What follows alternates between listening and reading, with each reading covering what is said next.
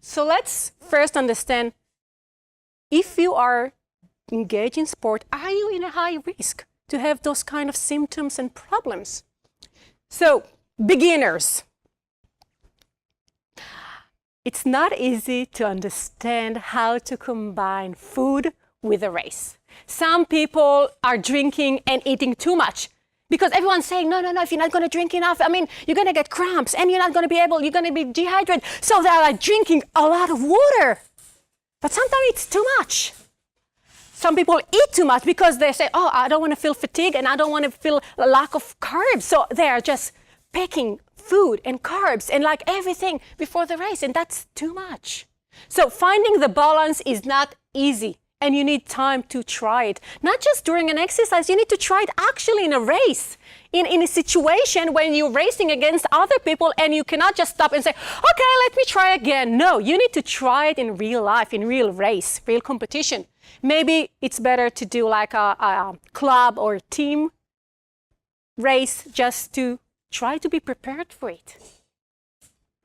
And yes, again, the balance between drinking and eating is not that simple during intense race. Also, we know runners, sprints, 100 meter, 400 meter, or like a fast race as 800 meters, 10,000 meters. And long distance running, more than 2 hours, is definitely in high risk to develop different symptoms of the digesting system. So, like almost everyone that runs, eventually going to be in a risk to have a problem with the digesting system. So that's something we need to understand, because the digesting system concerned to be not essential organ in the body during a sport. The body prefers to take the blood and all the attention to the muscles, meaning the digesting system could be lack of blood, and the body is like, okay, you've been eating, but I don't want to digest it because my focus now is on a different part of the body. So we need to understand that although the digesting system is supposed to help us to provide fuel, sometimes it's not actually working during the time of the exercise. And yes, we have a different kind of runners. The one that enjoy the best, you can see the smile on their face. They're enjoying every step of it. Especially in LA, I think last week, I heard so many stories about it. So much fun! And you know the best part about it? They don't know how the race is going to be.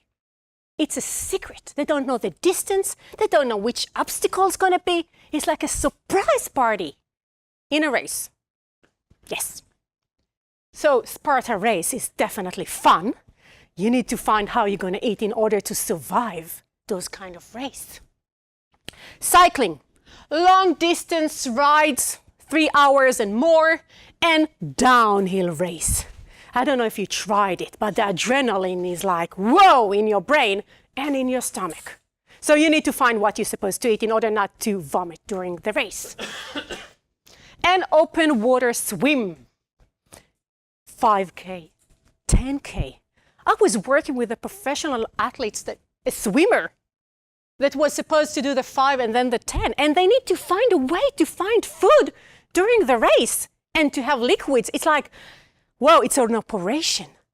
But if that's your type of sports, you need to find the solution. You need to find how to eat during really, really long swim. And if it's somewhere in Canada, it's even colder than here, so it's not a pleasant race.